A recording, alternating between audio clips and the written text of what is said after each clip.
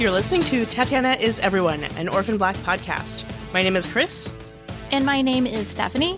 And in this episode, we are discussing episode 506 of Orphan Black, Manacled Slim Wrists.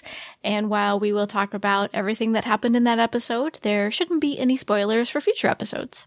So what's your overall feeling about this episode, Stephanie? Well, I mostly feel like, holy moly, things are kicking into gear is, I think, my initial reaction. How about you? I mean, anytime an episode ends with, like, a village on fire. Yeah, that's sort of, kicking into gear is one way to put it.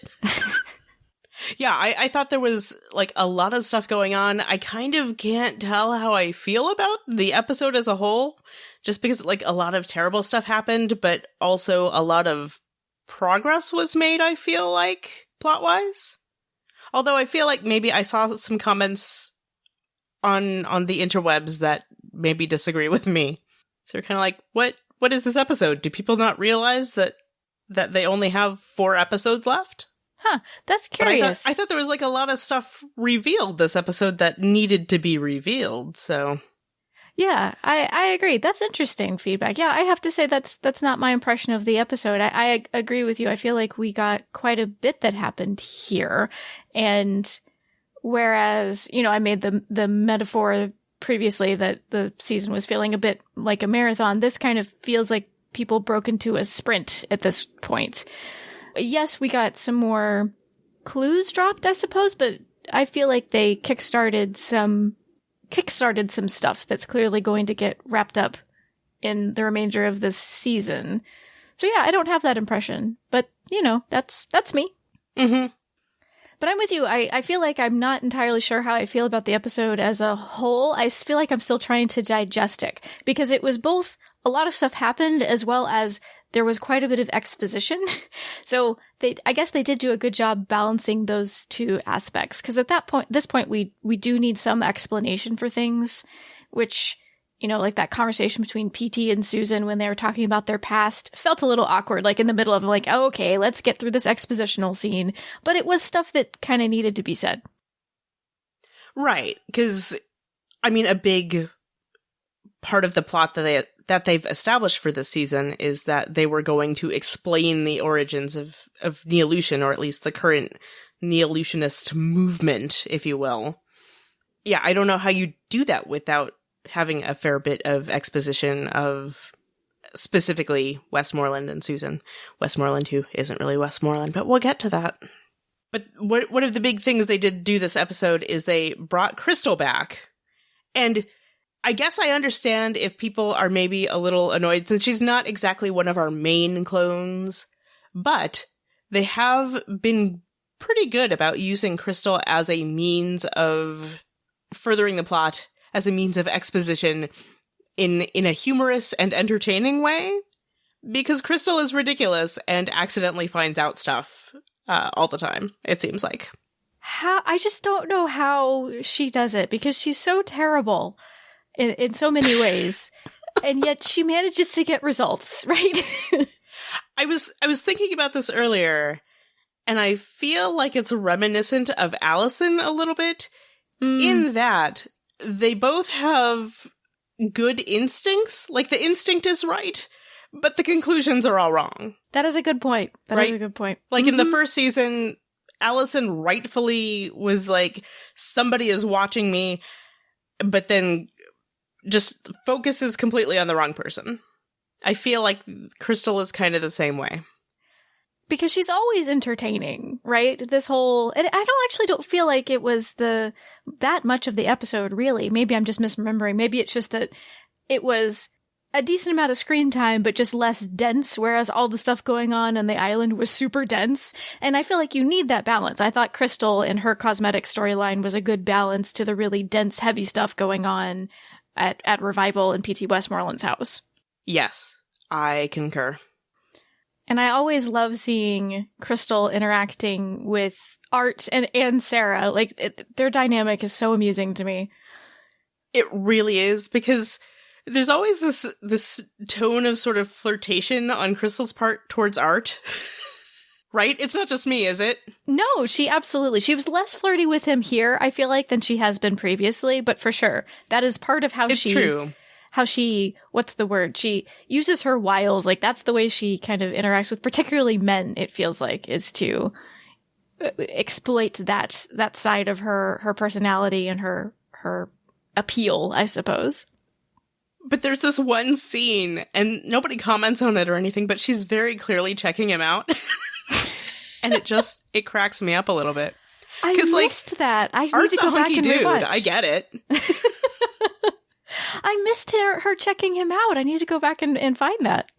Yeah, she's a little blatant about it. But again, nobody says anything about it, and Art just kind of gives her a slightly skeptical look. If he's paying attention, I don't even remember if he's paying that much attention to it, but she very clearly does like the sweep, the scan, whatever you want to call it, the looking somebody up and down. She does it. That's pretty funny. And I just love how completely unimpressed Crystal is with Sarah. I know, right? You and that Australian girl are going to mess everything up. Is she really necessary? She's so rude. Every time. But, and I personally was happy to see Crystal again, even though, like, yes, she's fluffy, and I understand people wanting to move toward the end game of the series, but she's somebody who I always enjoy seeing, and, you know, when we saw her last, she was inducted into Clone Club, kind of, but still super skeptical, and I was curious to see how they might interact with her again in the future, so I was super happy to see Crystal again, personally. Right. Again, I feel like they've been really good about using her as an entertaining way to do exposition. Yeah. It's like, well, there's this thing we need revealed. Let's bring Crystal in and have her fall into sort of this bit of information and then come to a comedically wrong conclusion about it. With her KB natural beauty and their 50,000 subscribers, which amuses me. When they were doing that introductory sort of YouTube vlog video, I just thought this is perfect. This does feel like a YouTube video that I have seen before.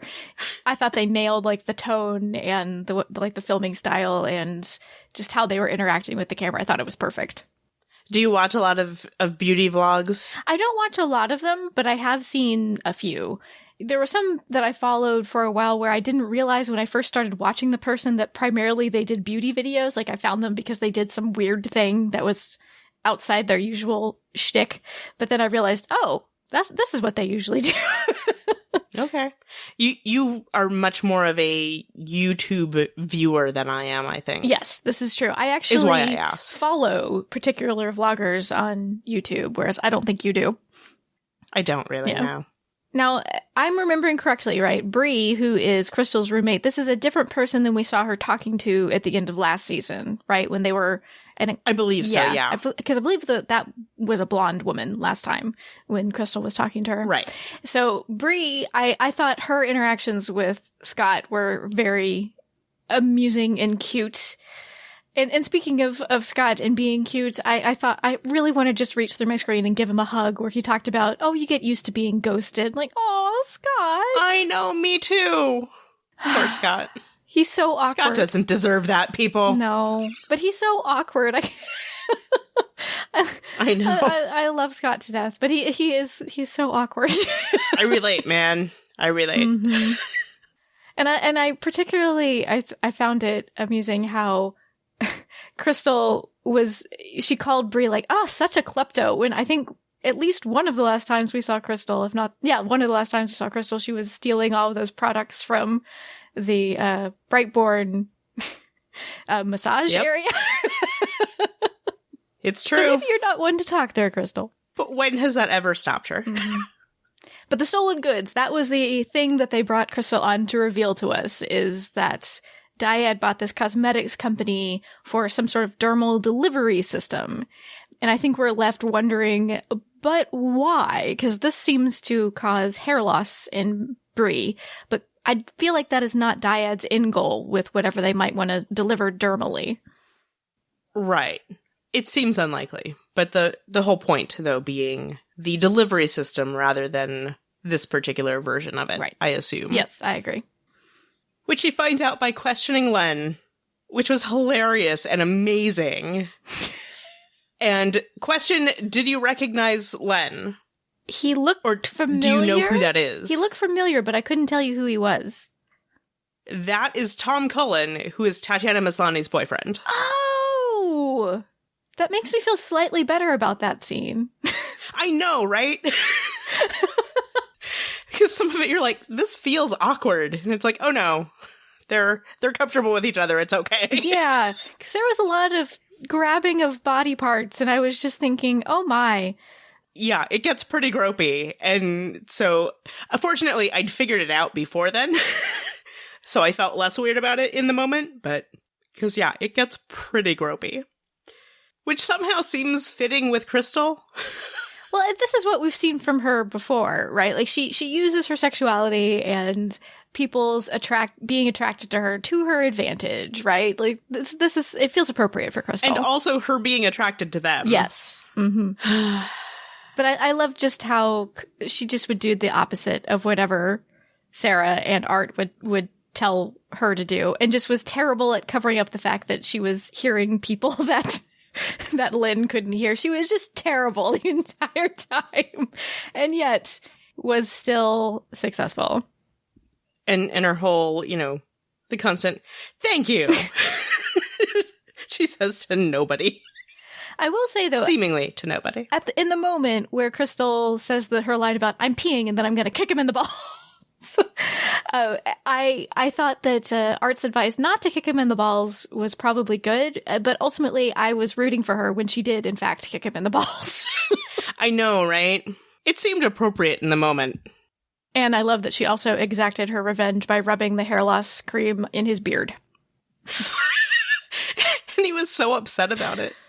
Well, he clearly cares a lot about that beard. That was a very manicured beard. Mm-hmm. But going back to the cream for a second, I am curious why Dyad is interested in a dermal delivery system. I can absolutely see its potential applications for their purposes, but I do wonder if there's a hint at something more insidious, because they have clearly shown that they don't exactly have a whole lot of qualms when it comes to experimenting on people, or at least involving people in experiments with perhaps not entirely their consent. Right. I mean, I fully assumed it was nefarious. Okay. Just like, oh, Rachel's involved. Clearly this is no good. Pretty much. Because again, I think this is part of the thing. The fact that it is a dermal delivery system and that they're a cosmetics company. You could put anything you want in there. Exactly. And as you've mentioned, like, we've seen them do all sorts of things without people's full knowledge of it. So yeah, I would not be surprised at all. Not that it necessarily is, but wouldn't be surprised. It feels like we should get some follow-up on this, though. Hopefully. Oh, for sure. Also, I'm now curious why it was called Blue Zone Cosmetics. That's probably not remotely relevant, but... It could be, though. You never know. It's true.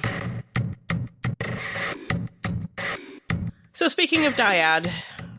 And Rachel being terrible. Dyad and Rachel are once again trying to get Kira to show up at the beginning of the episode, but the Good Hair family has enacted a plan, which apparently involves mostly just, like, not letting them have Kira. Apparently Mrs. S gave Kira some Ipecac to induce vomiting, which, poor Kira, because that's no fun. Yeah, she was a real trooper, I feel like, in this episode. And she's all volunteering to go con Rachel if she needs to, and Sarah's trying to be like, no. You stay here. Don't worry about it. Because apparently that was what Delphine showed up for at the end of last episode, which I guess we did see, but... Yes, Delphine mentioned that whatever's going to happen to Kira was going to happen soon, so that's why they did the induced vomiting. And I liked that we saw in this episode Mrs. S clearly told Sarah and Kira that's where the information had come from. So it feels like now, at least, Mrs. S isn't keeping Delphine completely secret, like her interactions with Delphine completely secret from the rest of the clones. Just whatever it was, they talked about that first time, which apparently wasn't Virginia Cody. So what was it? I have no idea. I'm interested to see where all of this is going. But yes, I am also relieved that interaction is no longer secret between Mrs. S and Delphine. Because I felt weird about it. I understood on some level, but I think we're at that point where, like, the fewer secrets among the group, the better, probably. So, and I love that very pointed comment that Mrs. S makes to Rachel when she shows up about how, you know, someday you're going to need us. And I thought, ooh, it kind of gave me chills the way she said it. Like, ooh. And that she made Rachel make eye contact with her. Mm-hmm. I love Mrs. S so much. I love her too. I really would not want to mess with S. Yeah, me too. But the induced vomiting, it was only a temporary reprieve because Rachel, pushed by P.T. Westmoreland, the worst guy, you know, she comes to collect Kira at the end of the episode because she says that they are going to begin her hormone treatment soon. Ugh. But another bit we got from Kira, she mentioned to Sarah, who at the time was putting on her crystal wig, which is hilarious. Oh, I loved Sarah's casually, like, dropping into her crystal impression, especially with Kira. that was good times. And Kira just thinking it was hilarious also. Mm-hmm. Like, what? You don't like Crystal? I love Crystal. I love you.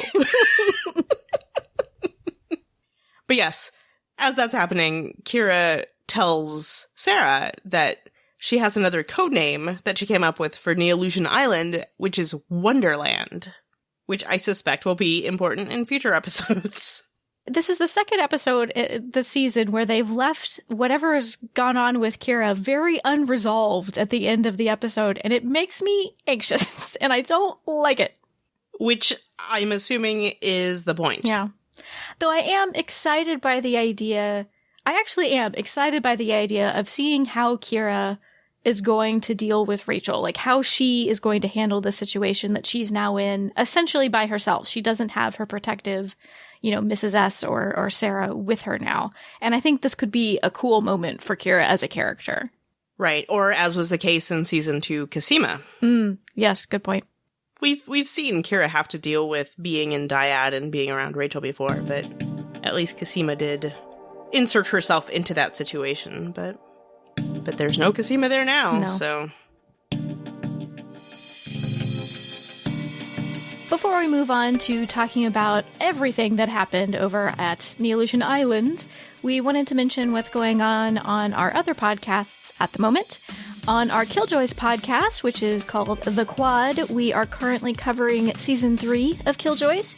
We are releasing weekly episode discussions, and you can listen to those episodes and subscribe to the podcast at our website, askgenretv.com/Killjoys.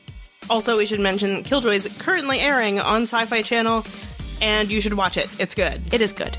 And produced by the same people as Orphan Black. We are also covering Season 2 of Wynonna Earp on our multi-fandom podcast, which is called Finalysis. Our other co-host, who does not participate in this podcast, but participates in our other podcasts, Annie, and I are discussing small batches of episodes at a time. The first Wynonna Earp discussion covered the first 5 episodes of Season 2. It is already available. You can listen and find out how to subscribe to that at askgenretv.com/fan. So, Chris. Yes? Okay, I have a timer going. You may gloat for approximately 30 seconds, max, on how you were right about P.T. Westmoreland.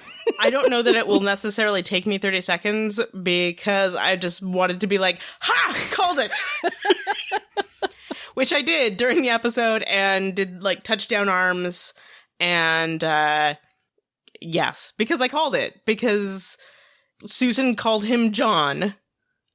So clearly his name isn't P.T. Westmoreland. Why couldn't we have gotten a more unique name than John? I got so mad when she called him that. I'm like, no! That is no help at all at figuring out who he really is.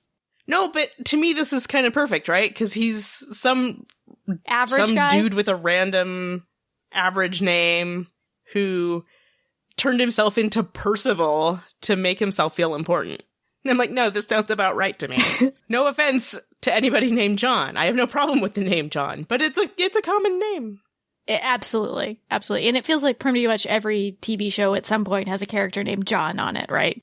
Again, like this kind of works for me in that sense, right? It's some guy, and Susan even calls him out on having really sort of average intelligence, average science and math scores and stuff.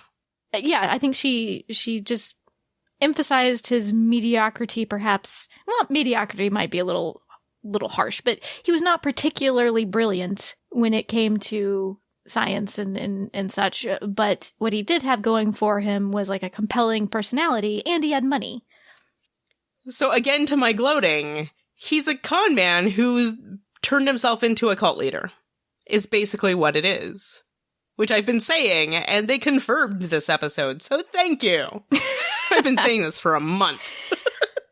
We also learned in that exposition scene that because he was rich, he could pay, essentially, for Susan and Virginia's participation in this project. Because I'm sure they were intellectually curious about it, clearly, but because he had money, he could actually fund their research and things. And so, he kind of, he's like an Aldous Leakey figure, right? He becomes like the face that attracts people, and then he's got these brilliant women working behind him actually doing the science. Mm-hmm. And I think we also got confirmation here that he's kind of a sexist jerk, right? Because I mean, even if what he was saying was mostly from a social standpoint, the way he said it, I'm like, no. He's like, and you were just a woman. Way to make me hate you, dude, more than I already did. He just did so many terrible things in this episode. I know. In case you weren't sure if he was the villain or not, he is. He is. Because the first thing he did was welcome Virginia Cody back into the fold. And I gotta say, she saunters back in there, and she looks great. It's true. She does. And when she did saunter back in, and I guess throughout this entire episode, it occurred to me how nicely contrasting she and Susan Duncan are. Because even though I knew one of them was over Leda and one of them was over Castor, I knew that they sort of were two sides of a coin before. I think it hit me in this episode how nicely both like their ethics and their personas contrast. Because here we have Susan, who's just this elegant, well-spoken, articulate woman. And then we have Virginia Cody on the other side, who clearly just as intelligent, but she's so much more like earthy and has like a rawness to her where there's refinement in Susan. And I just love them. I liked that scene they had with PT where he talks about them. What he says of bringing them back together, he says, progress requires equilibrium, balance of opposing forces, no friction, no fire. So this idea that because they dislike each other and they have different ways of going about these things, that's where the brilliance comes. And it's like, I sure do dislike that guy, but he's not wrong. He's not. One thing he is wrong about, he has turned to parabiosis, which in this case means blood transfusions from children, which, ew. That, no, sir. Right. Again, I feel like the Revival Village has echoes of what we see from Johansson back in season 2, this, building this community around him that he can exploit for his own purposes, his own means. Yep. Because he's basically treating the people of the village like cows in a way, drawing things that he requires from them to benefit himself. Also, do yourself a favor, do not Google parabiosis. Okay. There was some stuff there that I kind of almost wish I hadn't seen. Was it pictures or just information? There were diagrams, which then made me read some stuff. Descriptions of what the actual experiments were that they did with mice. It's like, I kind of wish I didn't know they did that. So did you learn anything more about parabiosis in your brief jaunt on the internet? I was going to Google it, but then I saw your note not to Google it, so I didn't. You can Google it if you want, but again, I kind of wish I hadn't seen some things, but I guess really just what the idea is sort of exploring what would happen if two different types of... Okay, so they took two mice, and so, like, some of it was, like, they'd have a diabetic mouse and a lean mouse, or two lean mice, or a diabetic mouse and an obese mouse. These were the combinations, right? These were the types of mice that they would... Essentially, what they did... Here's the non-graphic description. As implied in this episode, they had them share a blood supply, is basically what they did. So they didn't transfuse them, is the thing. Okay. They did something much grosser and much more upsetting, which I will spare everyone the knowledge of. But they had them share a blood supply. So it was kind of interesting, though, because I think half or more of them resulted in one of the mice dying. Yeah. I think it was the ones attached to the diabetic mice would die because they'd stop eating. Yeah. So basically this idea of parabiosis is transferring blood from one being to another, though it wasn't entirely a transfusion in these experiments. Yeah, the experiments that I happened to come across when Googling parabiosis were about shared blood supply, but also there were a lot of articles about, I think there's one specifically titled Parabiosis, the New Snake Oil. So it's sort of pseudoscience is really what it is, because there's no confirmation necessarily that it's effective. It's like they think it might be effective, but there's no solid science behind it that I could see. Yeah, and I believe Susan calls it highly suspect science in the episode. Right. And it feels like hearing about the parabiosis, it's not, I won't call it the last straw, because it feels like Susan has become disillusioned with PT for a while now. You know, I feel like that's probably why PT might have been messing with Rachel last season, was she was no longer, following him the way that he wished. And she feels uncomfortable with the methods that he is taking on. This episode really became, I feel like, Susan's last stand in regards to trying to be a good person. I think we hear her struggling with a lot of moral and ethical hesitancies that she's been having. And I think some of that's exemplified in the fact that Virginia Cody came back, right? Mm-hmm. She was the one who Susan largely had ethical dilemmas with, right? Or ethical conflicts with, I should say. And we'd heard her say earlier in the season that she felt PT had, gone the way of Virginia's methods rather than hers. And yeah, that's a good point. So seeing her back, seeing her, leaning on PT's chair so clearly by his side again, that probably was the big thing that caused Susan to rebel as she tried to save them all, she says. And this goes back to Casima's statement last episode about PT Westmoreland pitting women against each other. Mm-hmm. Yeah, that's certainly what you see in that scene with the three of them, where they're by the fireplace, right? They're on two sides of PT at one point, and they're arguing.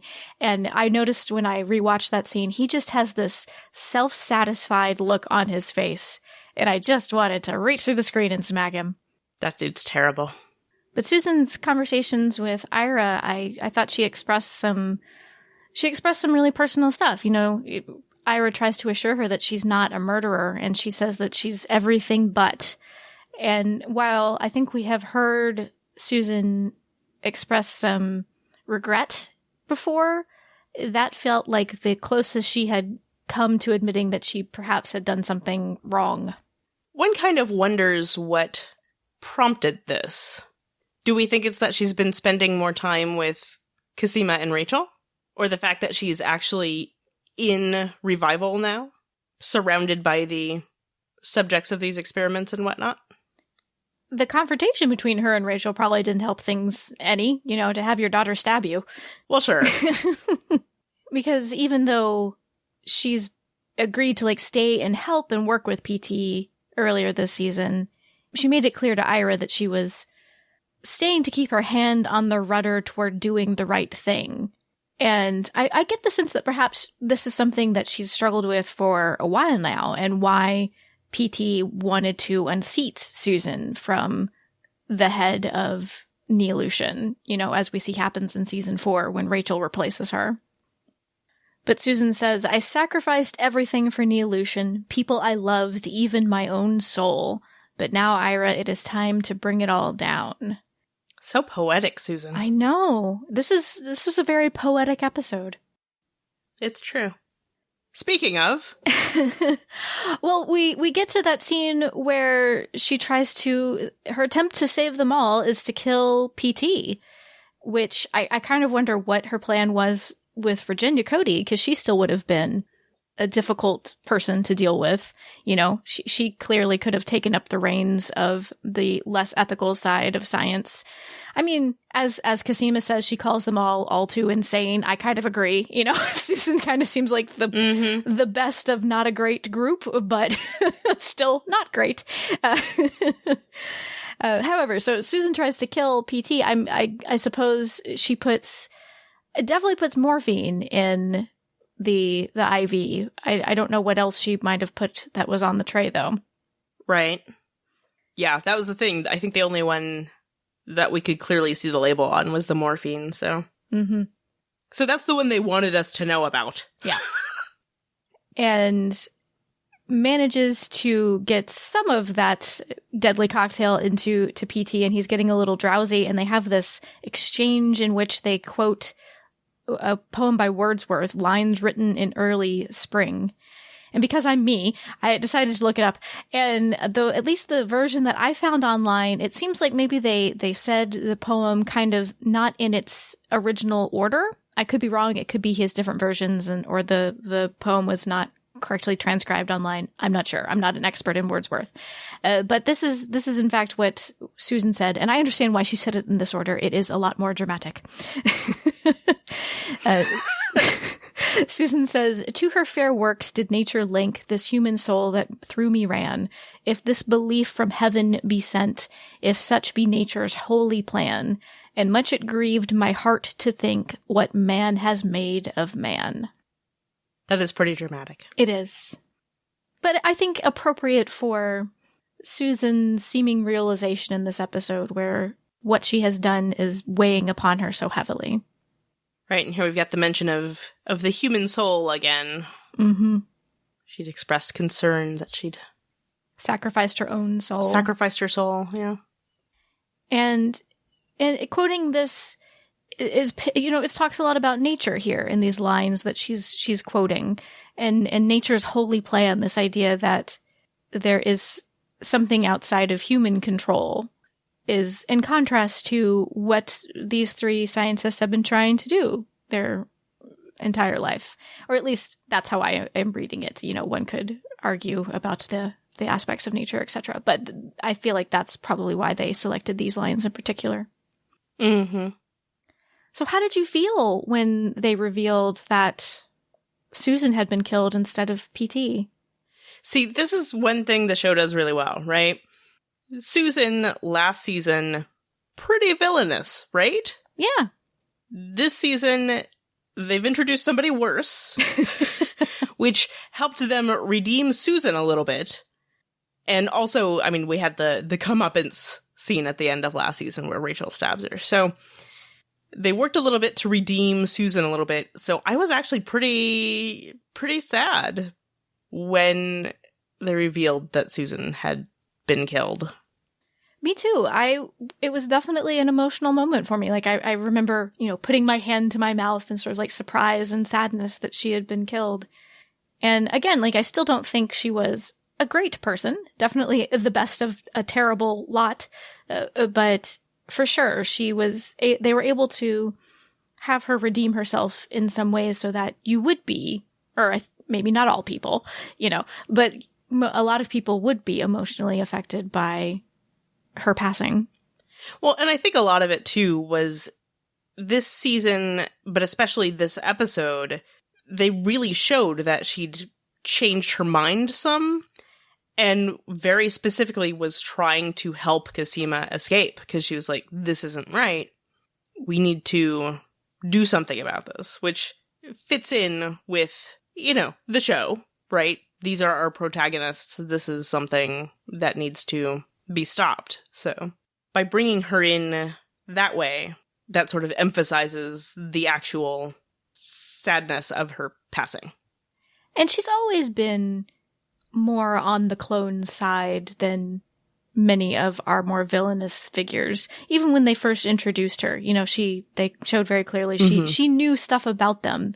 While they were useful to her, she did see them more as people than the other scientists have seemed to in the past. Right. This was something we discussed last week, where not as equals, but certainly cares more about them than others do. Yeah. And I also, in that scene, I felt so bad for Ira. Poor Ira in this episode. I know. Poor Ira. Poor glitching Ira, which they hinted was going to happen last episode, but still hard to see this episode. Yeah, and it might just be they're taking some creative license here, which is fine. But he did seem to, unless he has been holding out on how long he's been glitching for quite a while, it seems like he made pretty fast progression. What's the word? Deterioration, that's the word I'm looking for, where we see him glitching so prominently in this episode. Mm-hmm. Yeah, I don't know. It's hard to tell, because I don't know the last time we saw Susan test him. Oh, Susan she did test him last episode, but he didn't answer. Right. I don't feel like much time has passed since last episode, but then, when was the last time he had been tested prior to what we see last week? Yeah. Yeah, that's what I meant. Mm-hmm. But there's something, and I feel like this episode brought it out in particular, I feel like there's always been something innocent and almost childlike about Ira. And it felt like it was used to good effect, in particular when he's meeting Virginia Cody in this episode, I felt. Right. Yeah, and we found out that he did actually spend some time with the other caster clones and Virginia, and found out that Susan took him away when he was 4, which makes their relationship creepier. Yeah, it was already creepy already, but... I know, but... I mean, they'd implied that he'd been with her for quite a while, but 4? I mean, come on. What did you think of him both wanting to meet Virginia as well as when we actually see them interacting? I understand the impulse. Because again, if he did spend some time with her and had a vague recollection of her and knew her to be the one who had created him, I mean, this is something that we've seen with Cosima, right? Where she had wanted to meet her creators, the various ones that she's come across. So I get that, but also Virginia is terrible, so I know. You're kind of like, Ira, don't do it. You're just going to be disappointed. How about you? I thought the scene between the two of them was really great. Just like the instant he stepped into that trailer, it just felt so... fraught is a good word, almost like poignant in a way. And it was telling how immediately Virginia tries to... I think, at least, she was trying to manipulate him and turn him against Susan. Yes. And that's a thing that we saw her do with Cosima also. Mm-hmm. So I thought that was kind of interesting as an introduction for Virginia to Neolution Island. Because I think Susan was telling the truth to Ira, because Virginia tries to tell him that she was close to finding a cure, and Susan says, no, she wasn't. Cosima is your best bet for a cure. I think from what we've seen, that is accurate. Mm-hmm. Yeah. But this idea that, Susan didn't try to fix you, did she? And that is definitely... He doesn't fall for her, from what we see at least. However, or fall for her machinations, I should say. You have to be clear. He has mother issues. It's true. He doesn't seem to fall for her machinations. However, that comment to him must have stung, given what happened last season. It was last season, right? Where they were trying to do Correct. trying to do the deal with giving Kendall. Yeah, giving Kendall away, and he was feeling like they didn't care about, curing him and all of this business. Like, I felt in that moment, I remembered when she said that, I remembered how helpless he had become in season 4 when that all went down with Kendall Malone. Mm-hmm. Because, yeah, I feel like probably in Susan's mind, it's a matter of if we figure this one out, we can use that to figure out the Castor issue. Mm-hmm. So having some of it is better than having none of it. Right. Logically, that makes sense, but with the personal attachments involved, yeah, painful. It felt noteworthy to me that I don't believe Virginia gives Ira an answer when he asks if any of his brothers are left. I don't know that Virginia would know. That's the question. Does she even know? Or is this potentially a door to bring back Mark? Like, is that why it was partially included in the writing? Was that it might be a way to introduce Mark again into the mix? Mm-hmm. Because Mark is the one that we know is out there, or at least was before. I'm trying to remember if any of the other Castor clones were at large at the end of season 3. Not any of the ones that we met. All the other Castor clones that we saw had been killed. So he was the only one that we knew of, at least, besides Ira, who was introduced the following season, who was at large. Okay. I mean, I think they had hinted that there were at least 1 or 2 that we hadn't met. Yes. But yeah, as far as, like, ones we had seen is what I was trying to get at. But that's the thing about clones, right? You can always introduce more. Absolutely, because we never got a sense of how many Castor clones there were. I think we have the sense that there's a whole lot of Leda clones, but they never gave a firm idea of how many there were. It felt to me like perhaps there were fewer, just because there was reference to them all like sleeping together in a pile, but it could just be that was a particular group of them. Who knows? There could be as many Castor clones as there are Leda clones. I think at some point they did name a number, but didn't necessarily say that that was the extent of it. Yeah. And I think the number was higher than the number we had been introduced to at that point. But I don't remember specifics anymore because it was a couple seasons ago. Yeah, I'm regretting that I didn't try to do a rewatch of the series before season 5 started. It's going to happen when the season... Yeah, all I managed was season 4. It's going to happen when the series ends, though. I'm going to do a rewatch of the whole thing. It's going to happen, Chris. Okay. So speaking of Ira and his brothers, it did feel like Ira distinguished himself as quite different from the other casters that we've met in this episode. I mean, I certainly thought so, because we saw him do something that, to me, was pretty selfless. And I can't think of anything the others did that was selfless on this level. At least, it didn't feel that way to me. Because he gives the information that Susan had given him to Cosima, because he's not sure if he's going to be able to make it. Yeah. And arguably he's doing that for Susan, but still, that's pretty selfless, I think. I feel like this has been a big shift for him. He's been fairly protected and on the sidelines for most of his life, it seems like. And now he's actually been brought in the game in a really crucial way, particularly in this season. He was somewhat in season 4 as well. And I agree. I feel like he has really shown himself to be a good man and a good person. Mm-hmm. I mean, they did bring him in a little bit in season 4, but yeah, it just felt like he wasn't really prepared for it then to me. I agree. So, good job, Ira. I'm worried about him, though. So worried. Yeah, his fate was really left up in the air at the end of this episode, too. I mean, he's bleeding from his nose. I don't think necessarily they were implying that death was imminent, like when we see Seth back in season 3, when he confronts Sarah. I don't think that, or confronting Cal, I don't think that he'd seemed to be at that level of deterioration yet, but he doesn't seem well. Right. And now that Susan is gone, he has no ally on Neolution Island. I wonder if Virginia's gonna try to do something. Oh, she probably will, because she's terrible.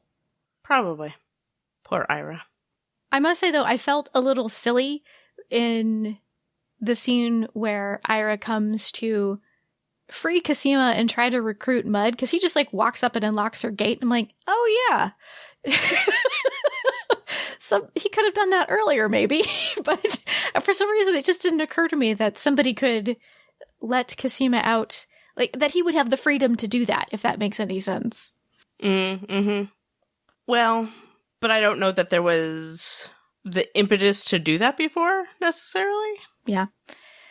Well, and it definitely, without a larger plan of how to deal with the rest of the situation, releasing Cosima in that moment probably ultimately wouldn't have been fruitful. Mm-hmm. Because clearly, Susan was trying to negotiate for PT to release her earlier in the episode. She just, she's a plotter, Susan Duncan. Yep. So since we're talking about the plot to free Cosima, shall we talk about Mud? Yeah, she got quite a bit of important stuff in this episode. She did, including a bit of backstory. We found out that she's from Seattle, which, I gotta say, good job, Cosima, because forming a human connection with the people holding you hostage is what they tell you to do in such situations. Cosima was being so very Cosima in this episode to me, because mm-hmm. she tells Virginia, Cody, and the rest of them that they're all too insane. And so, really separating herself out ethically from other science figures on the show. We hear her talking about choice. She says that line to Mud about, are you here by choice? Because I'm not. Yeah. That line? Exactly. And then we also hear her talking about the clones and Kira as her family, which always gets to me. Whenever one of the clones talks about Kira as their niece, I'm like, oh, you guys. Yeah. And refers later to Charlotte as her sister. Mm-hmm. I just love Cosima's use of family language when it comes to the complicated genetic tree that is the clones and their family members. Yep. And she really drew on that to try to connect with Mud, which is what made me make that comment. You were talking about, trying to make a human connection. And that seemed to strike a chord with Mud. Yes, apparently her family, at least she thinks, doesn't want her back because she says that she was a junkie. She had betrayed her parents. She said she stole from them and had apparently overdosed, but not died from it. She said she was in a coma and woke up at Revival. And so it seems like she feels indebted to P.T. Westmoreland. Yeah, that reveal made me wonder how many others on the island that P.T. brought there similarly. Well, I mean, we know that he did that at least once, because Delphine. Absolutely. But for the others that we've seen in the village, I had more of a sense that they'd come there more by choice, I suppose. Maybe somebody from the village had reached out to these particular families, but it wasn't that they were sort of transported unconscious the way that they had with Delphine and Mud. Yeah. I wouldn't be surprised if it's a combination of the two. People who they feel wouldn't, quote unquote, wouldn't be missed. I feel like either way, we're getting the sense that PT has likely been preying on desperate people. But we see in this episode that she had decided to punish herself for helping Yanis, and she says she got him killed, but, we know that's not really true. But she feels guilty for it and has decided to wear a cowbell as her punishment. This seems like appropriate behavior from somebody who decided to call herself Mud, doesn't it? Yeah, I can see it. But darn the cowbell, because that's sort of how PT sways her back into working for him, or working with him. Trusting him, I guess, would maybe be the way to put it, because she was going to help Susan with poisoning him, but then changes her mind when he's all like, no, take that cowbell off and forgive yourself. Darn it, Westmoreland. I know you're manipulating her, but still being kind at that moment. Yes, perhaps if she had not been wearing her guilt so obviously, it wouldn't have been as easy for him to manipulate her as he did. Mm-hmm. But I feel like Mud, at the end at least, when she sees the picture of him and Susan Duncan back in 1967, she seems to perhaps regret unbetraying PT and betraying Susan in that moment. Yeah. I'm kind of curious what's going to happen with Mud next episode. Yeah, because I'm just not sure where her head will be at exactly. And especially with the village in chaos. I mean, they started burning tents and things, but it's not like... it seems unlikely to me, at least, that many people would just be able to exit the island suddenly. So is there going to be some sort of standoff or revolt between P.T. Westmoreland and the villagers next episode? What's going to happen there? They do have guns, the villagers. It's true. And fire. Mm-hmm. Yeah, we actually got some feedback about this. Mean Clone Girls from Twitter says, okay, so about Season 5, Episode 6, I thought it was far-fetched, but still kind of believable when Cosima blew the camp up with that big reveal about P.T. Westmoreland. The clan/cult/campers who had been following this guy for who knows how long are just all of a sudden like, oh, for real? Dude's not 170? Let's burn this place. However, it was still kind of believable because people can blindly follow someone 1 second and then abandon them the next. I actually kind of had questions about this too because, I mean, it's one photo, right? Yeah. And it's an old photo, and Photoshop exists. And so part of me is just kind of like, I don't know, I wonder if people were already suspicious. And I mean, clearly things had been tense in Revival since, what was the guy's name who died? Salvador, thank you. Salvador had died, and Aisha had just died, and so tensions were running high, so I guess I can kind of see it. But at the same time, it does seem like a really extreme reaction, and mostly I was thinking, why are you burning the place where you live when you could burn the place where he lives? Yeah. Unless they were going to, like, storm that place since it was nicer anyway. Take it for their own.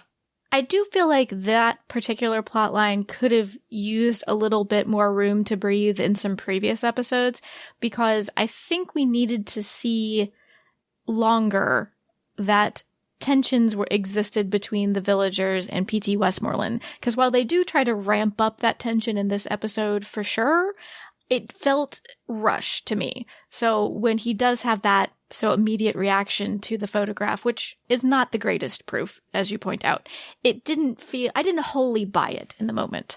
Yeah, I think they could have done with maybe an episode or two at least more of maybe establishing some doubt or some hesitation on the part of the people who were there. Because mostly what we saw were people being like, he's going to cure us. And when it came to Salvador's death, we see his wife speaking out about how she felt some anger because the founder hadn't said anything, etc. I don't know, that one was maybe a little curious to me, just because it feels like, to me, what they were offering was potentially an extended life cure for illness and things like that. That guy got his throat cut. It doesn't feel like that is something that goes against what P.T. Westmoreland was promising the villagers. But on the other hand, I can't... Unless it was just her being angry that, like, we came here to live longer and it got him killed. Yeah. Why aren't we being protected? Why hasn't he said anything about my husband's death? So I could maybe see it from that side of it. Mm-hmm. And then I had a question about Aisha's death, because we see her being carried from the trailer where Virginia Cody was taking blood from all of the children. Are we meant to assume that she, or whatever she might have done to Aisha, might have contributed to her death? I don't know. I was curious about that also. I mean, they established last episode that he wasn't actually curing her illness, but just shrinking the tumor. Right. But yeah, there was no explanation, really, as to what it was that had actually happened that caused her death. And something that I did notice on rewatch when Anna is talking to Mud, because Mud, sees people being upset that Aisha has died, and Anna says to her that another child, Aisha, has died, implying that there were other children who had passed away. And if that's the case, I missed that. I did too on first watch. And if that's the case, if that had happened, I kind of wish that they had mentioned it before, because then I think it could have helped build the tension between the villagers and Westmoreland more. Because that's especially, oh, what's the word I'm looking for? But, you know, that the death of a child is definitely something that can rally a community to action against an oppressive force. Yeah. And I love Cosima, but I felt a little frustrated with her that she so quickly gave away the quote-unquote proof of Westmoreland's lie to the villagers. Like, no, don't leave it with him. Take it back, Cosima, and run. Well, I mean, what's she gonna do, though? Because they're all armed and angry. I mean, fair, but I don't know. It just kind of felt like, Cosima, that was like your ace in the hole, and it feels like she gave it away too quickly. But I suppose, like, if she went back to the mainland, like, who would she show it to? They were the people who would probably be most likely upset by Westmoreland's lie. I mean, as far as anybody else knows, P.T. Westmoreland had died, right? Like, I don't think his continued existence was widely known elsewhere, right? Right, yeah. Like, to the wider world. But I also felt irrationally frustrated at the villager who tried to stop Cosima when she was coming out of the medic trailer. I was like, who do you think you are? The messenger just being awful all the time? Yes.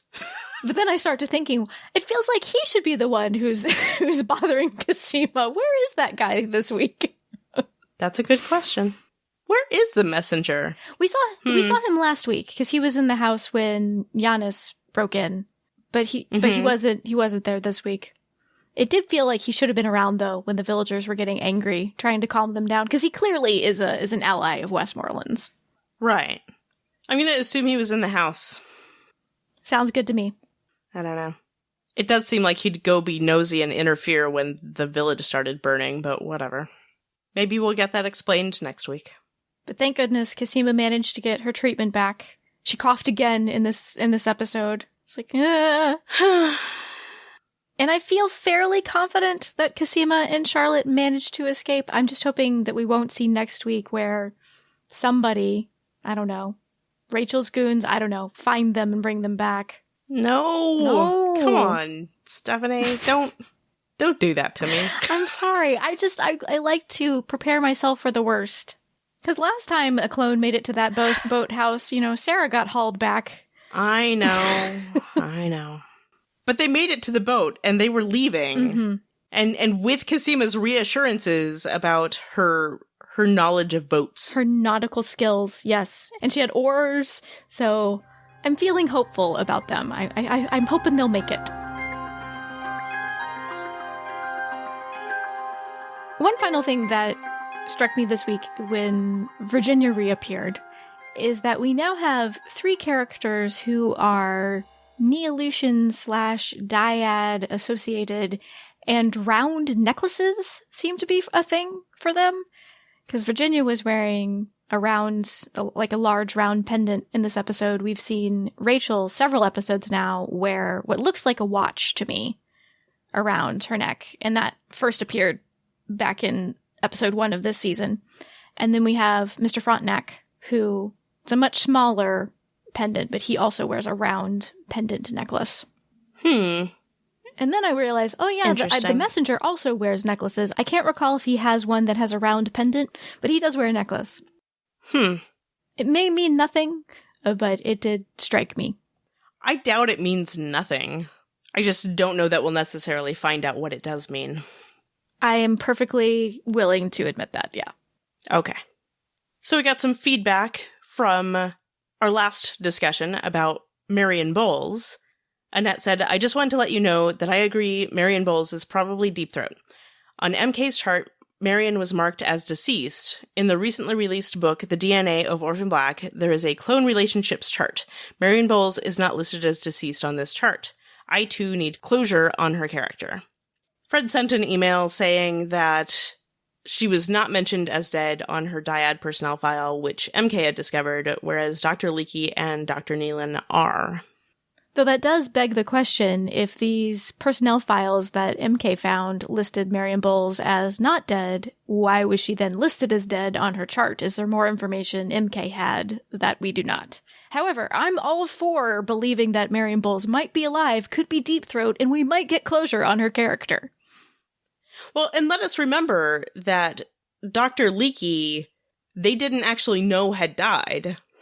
Remember that? They had arranged to have him killed, but Rachel's like, no, I'm going to give you a head start, and we'll say we killed you, but you just have to run and hide. She didn't know that he'd actually died. So, I'm just saying, the options are open. We know Dr. Nealon is pretty dead. I feel confident about that one. Well, we saw it happen, and it happened in Dyad, so yeah, I would think their information on that would be more accurate. We also got a very nice comment from Ralph. He had some feedback about Cosima. He says, thanks for talking through the emotional aspects of the Cophine last week. I was confused about how I felt about it as well, and came to the conclusion that more information about Delphine's agenda will be needed before we know whether this is a healthy situation.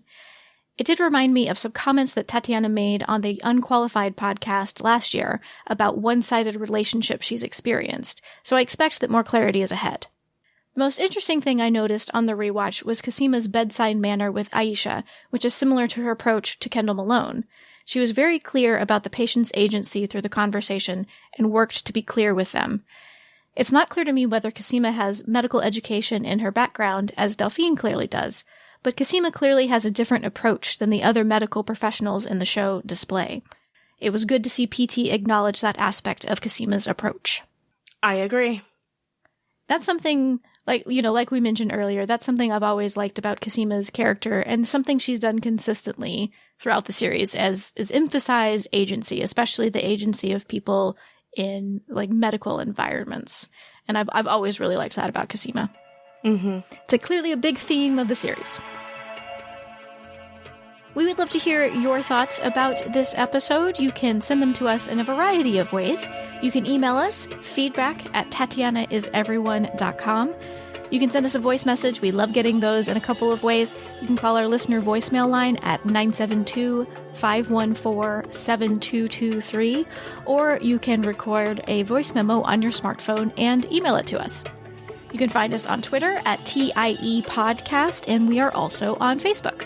Tatiana is Everyone is part of the Ask Genre TV family of podcasts. You can find our other podcasts about Killjoys and Last Girl and some other things over at AskGenreTV.com.